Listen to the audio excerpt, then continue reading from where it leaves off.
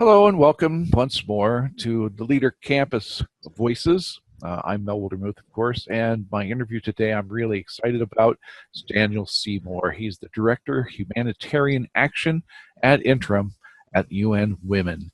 And I am very pleased to have you join us here on the campus and be able to speak about women's issues as well as leadership. And thank you so much for joining us. Oh, it's a pleasure.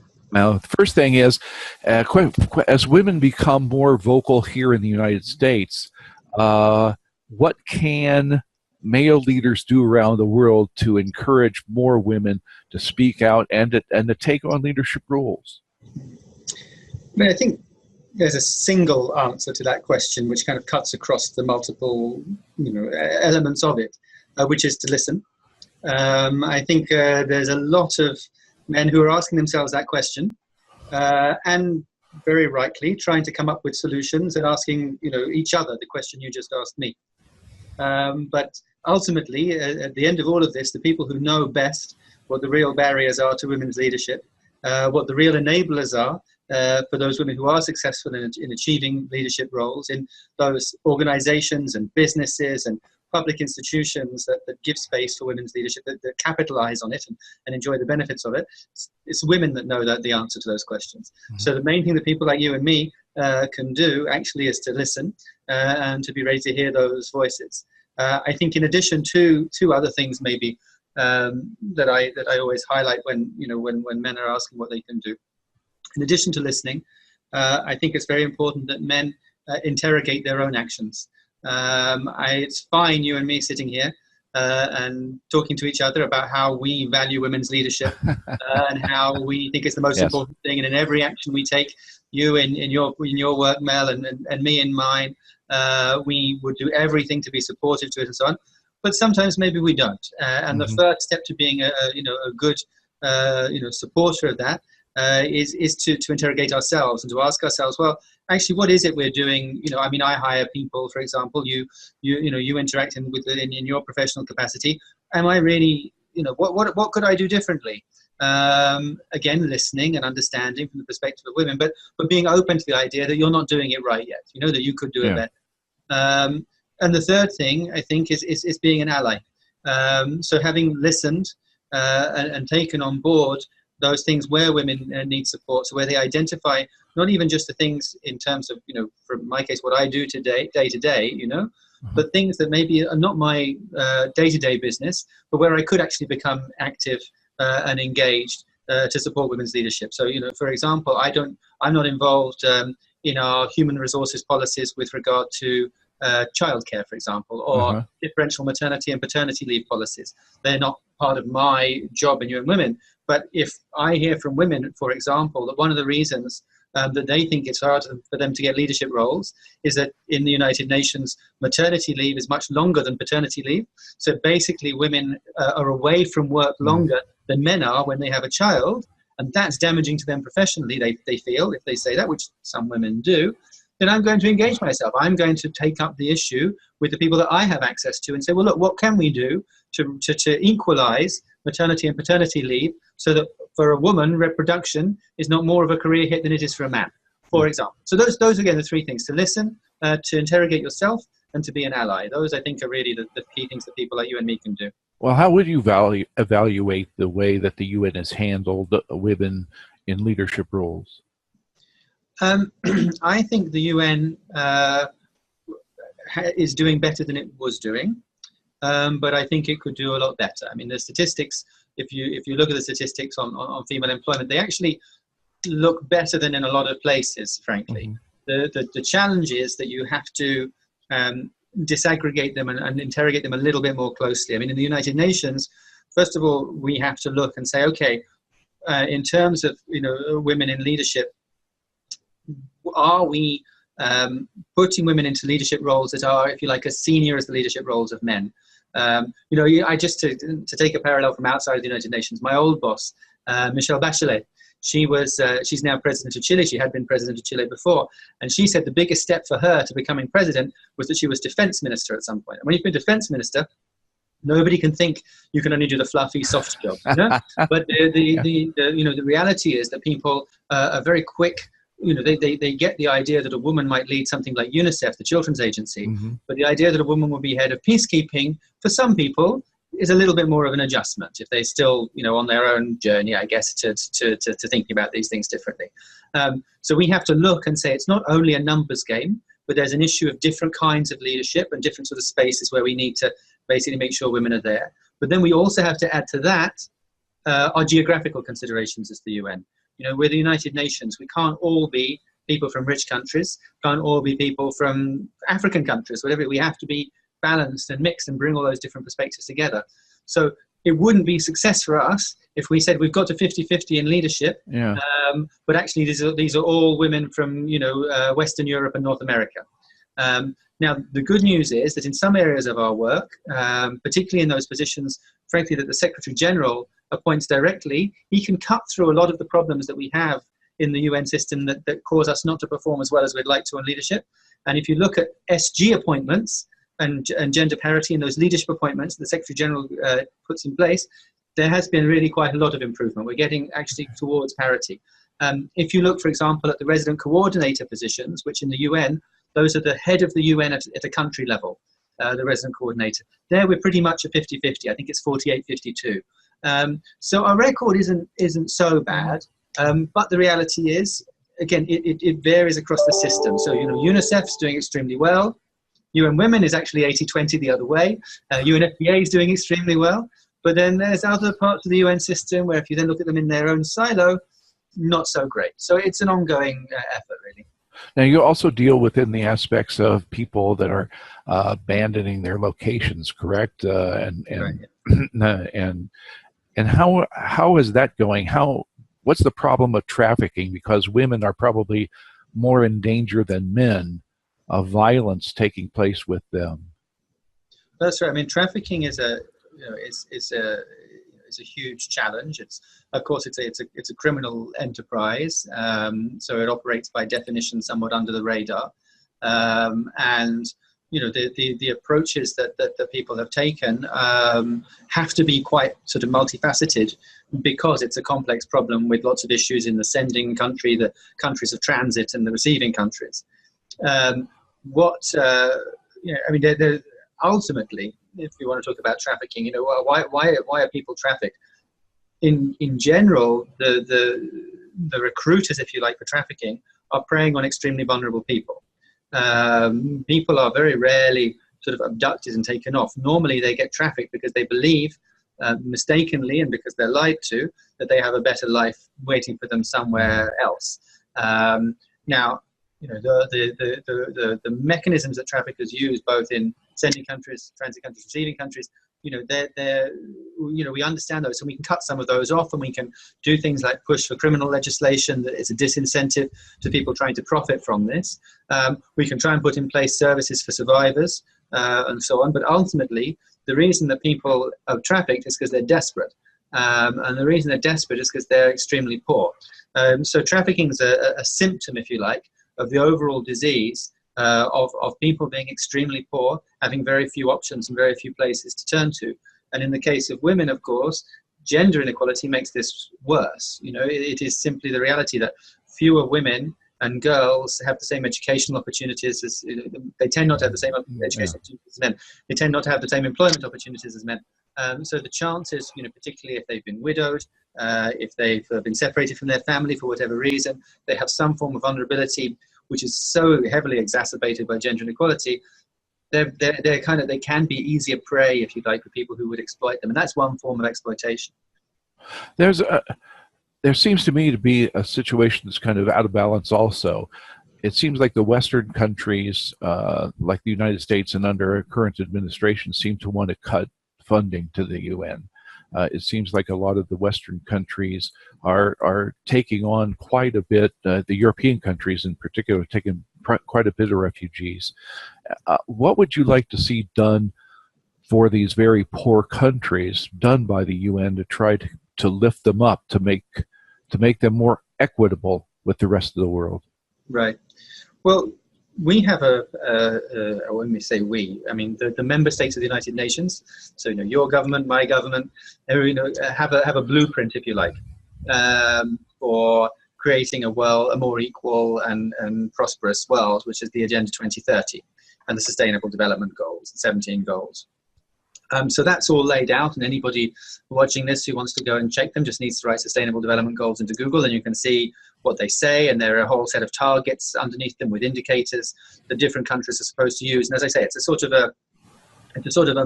a macro level plan for the world, but that also can be applied at a country level for what they can do. The problem is that those 17 goals span things like the climate, the oceans, education, health, water, governance. I mean, it's a very broad agenda. And when you look at it, on the one hand, it's extremely inspiring because it really is, that sort of blueprint for a better world. But at the same time, it's daunting because you look at it and you say, how could we do all of these things? Each of these goals requires huge investment.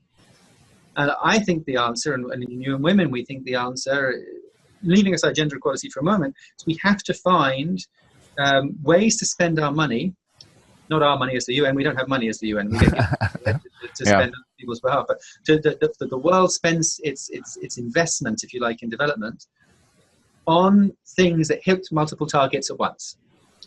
So you can't just take one target and say, okay, what will it cost to meet that target, right, or meet that goal, to achieve that goal? Because if you do that times 17, there just isn't enough money, right? That's not going to happen.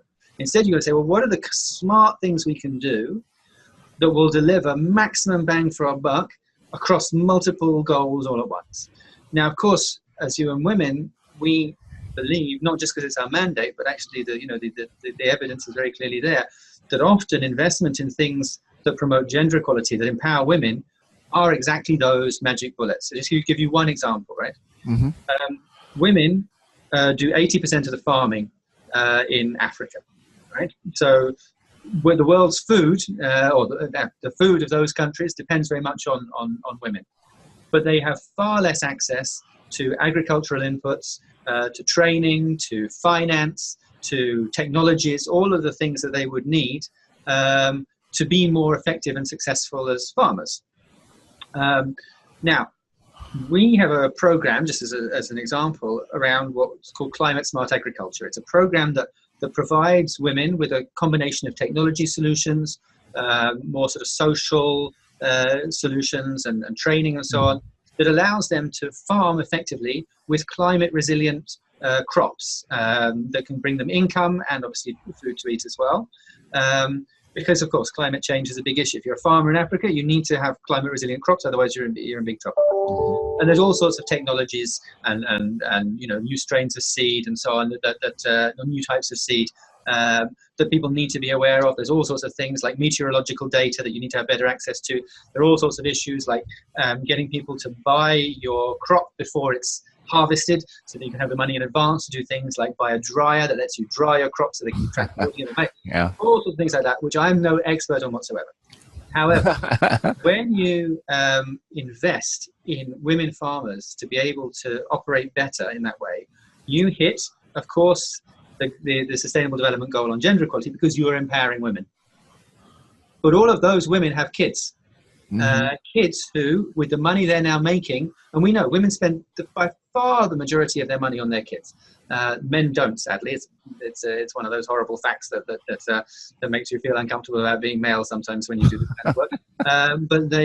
So you know that these are kids who are going to go to the doctor when they wouldn't have otherwise. You know these are kids who are going to go to school when they wouldn't have otherwise, who would have school books that they wouldn't have had otherwise, have shoes so that they can walk to school further away without it being so difficult for them, and they decide they don't want it, whatever it is, right? So straight away you've got education, health, child survival, right?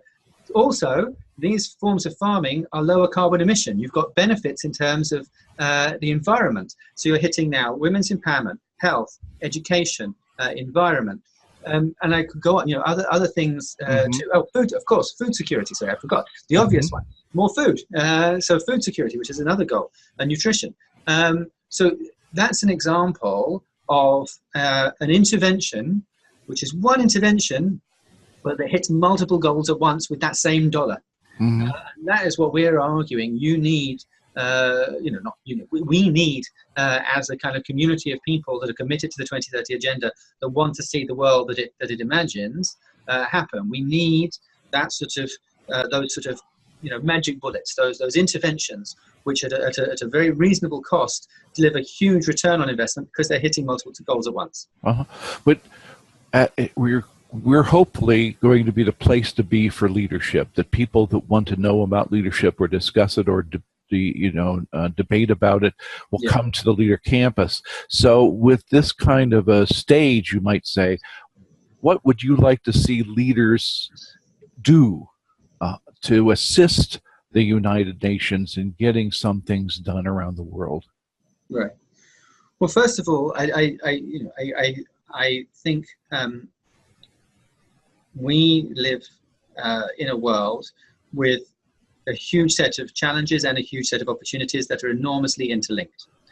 And I would want anybody in a leadership position, not because I work for the United Nations and I think it's great, but because I genuinely believe when you look at problems of the challenges that we face around health, around cybercrime, around the environment, the opportunities that we have in terms of trade, innovation, and so on, that internationalism is a prerequisite.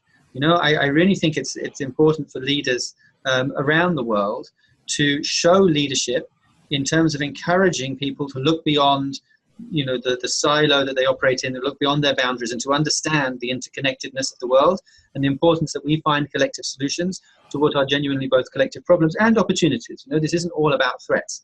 There's a lot of great things that we can do if we can actually collectively work together. And leadership is super important in terms of collective action.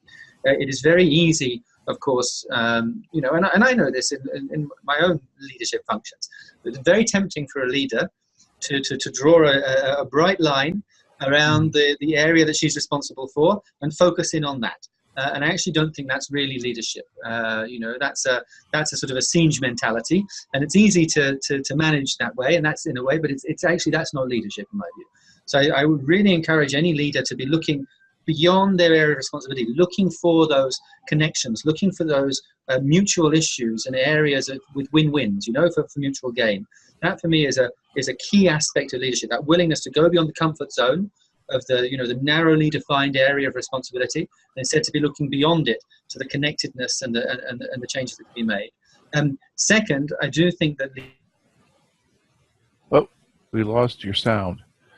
We lost your sound somehow. I don't know. Can you hear me? Yes? Okay. So we lost your sound, though. Something went thud. Oh, man. No, still don't hear. Well, we may have to cut. Maybe I can call you. Nope, I heard something. How about that? That's it. We got you. Great. So one would be looking outside of those. The second thing is I do think that leadership comes with some degree of moral responsibility. Mm-hmm. Frankly, I think it's extremely difficult to be a leader if the people that you lead don't have a sense that you have that moral orientation. I do think that any team that feels any group that is led that feels that there is purpose is going to be led more effectively, and understanding how the effort that you lead, the group that you lead, are contributing to a better world. And as I say, the 2030 agenda is a pretty good blueprint. If I were outside the United Nations and I was leading a team, let's say in industry, and I wanted to be able to articulate, well, what are we actually doing? What's our contribution as a team? What's our worth beyond just like a bottom line? I would look at the 2030 agenda as my sort of reference point. Say, okay, what are we doing for that? And so, again, I think a leader directs the energies of a group, but also shapes the thinking of a group. And so those would be two areas I'd focus on. One last question, because our time's running out, but one quick kind of last question. There are so many different organizations, such as the Clinton Foundation or Bill Gates and his foundation, or there's so many other foundations and so many. Would, in your opinion, be a better chance for us to cure some of these things, or at least really work on these things, if people would pile all their money together into one location, or is it better that it's distributed through different organizations? Okay, so two things. One is, it is entirely true that fragmentation is sometimes bad, because it leads to a lack of coordination and a lack of coherence, and money gets wasted that way, and efforts are less efficient that way. Having said that, there's a need for different kinds of actors. You know, you can't. There's each organization has its own strengths and weaknesses, and there are things that I don't know, CARE can do that UN Women can't do. And there are things that UN Women can do that CARE can't do. You know, that we're kind of complementary. There's things that CARE and UN Women can do that the Bill and Melinda Gates Foundation couldn't do. They're a foundation. You know, they give grants. That's what they do. They don't have the mandate of the General Assembly of the United Nations. In CARE's case, they're non-governmental. They're free to say what they want and do what they want. They don't have member states governing them, and they don't have to do what you know, the board of their foundation tells them to do. So you know that there's a need for different kind of complementary roles. So you're right that we need more coherence than we have. But you could also, we have to hit a sweet spot, you know, of enough diversity and function, but not incoherence. The second thing I would say is, you know, look, ultimately, and this is something I believe very strongly. I should say, to be fair, that there's people who would disagree with me on this, but ultimately, I think that the problems that we're talking about, that we've been talking about around development and inequality, and conflicts that arise from that, and so on, and climate, and you know, all of these things that we're concerned with, these are not money problems, these are political problems. Ultimately, these things exist because people made decisions that caused them to exist. None of these are acts of God. These are all man-made phenomena. And different policy choices would lead to different outcomes. So yes, you know, the resources that are put into fixing things at country level are really important, but we'll spend money all day if the decisions that people in power make and people in leadership roles make don't change, with a view to having a better and a more equal world where people don't live in the conditions that we've been talking about. I have to ask one more question off of that then, about the situation with especially in the ways of funding, or the ways the money is used, or the way the money is obtained. There's so much division between the rich and poor. Even here in the United States, there's such a high division between rich and poor. Can there be some way in which leaders finally stand up and say, we need to do something about this politically? And do you agree with like Delta and some of these other companies that have gone against the NRA? Should there be some kind of revolution like that from companies that say, we will no longer have, you know, 10% of the population that own about 50% of the wealth in the United States? We've got to do something about this. Well, I'm very much of the view that inequality, the levels of inequality that we have globally, are bad, and they're bad because they lead to some people living in extremely, you know, unfortunate conditions. They're also bad for everyone because they're an enormous driver of tension and insecurity and conflict. So, you know, of course, it's not really, you know, I mean, it's very hard to imagine that the levels of inequality that exist in the world right now are sustainable, and I very much applaud efforts of any actor, in particular in the private sector, but elsewhere, that say, you know, we need to reduce these levels of inequality, and I'm willing, you know, whether as an individual or as a company, to take a step in that direction, and to try to address it myself through my business practices, through, you know, the policies that I support, or whatever it might be. I mean, we had a moment, but it seemed to pass, but we did have a moment a few years ago where inequality was actually very firm. You know, right now, wonderfully, the way men treat women is very, very high on the public agenda in rich countries. in some poor countries too, but very much in rich countries. There was a while, you may recall, a few years back, where the issue of inequality was right up there, you know, and it was really what people were talking about. And it passed without big change, and that happens sometimes. But maybe we won't have to wait too long before that comes back, and I think that would be a really good thing. Well, it's fascinating talking with you. It's fantastic. I really, really enjoyed it. So thank you very much, Daniel Seymour, for talking with us, UN representative here with women. I always give opportunities for people to plug something, books or things of that nature, authors that usually do that, obviously. I'm not sure you have a book or anything, but what would you like to plug to the people here on the Leader Campus? Well, what I would, I think maybe two things to plug, if I may. One is for everybody in a leadership position, particularly in business and in the private sector. I'd like to encourage them to go to empowerwomen.org, which is a website where people can offer, for example, mentoring and give other forms of support and share their expertise and experience around the world with other women, with women who are looking to develop themselves. Obviously, female leaders that you have that want to do that, that's particularly welcome, but male leaders too. And second, for the men involved in your in the work you're doing, heforshe.org. Please do take a look at that. We have a number of things that we've looked at, encouraging men to do who are supportive. And I'll just give you one example. And you can join. You can sign up as a he for she. And Mel, I hope you might go after this to heforshe.org, and you can sign up as a he for she. One of the things that a he for she does is that they don't participate in manels. That means a panel that is all male. So, for example, I cannot. If I have been in that position, that I turn up for a panel and all the other speakers are men, and I say, sorry, I can't talk because I've signed up for he for she. In fact, I had a panel that had one woman on it, and then she had to leave, was replaced by a man. I couldn't talk, and it hadn't gone to me yet because that's the rule. So there's all sorts of things on he for she about very practical things, particularly that men in leadership positions can do actually, who are committed to this agenda of gender equality. So please do take a look. If it grabs you, sign up. But most importantly, take on board some of the things in there and become a he for she and practice that in what you do. Okay, I will try to promote it as well to make sure that we have an opportunity to do that.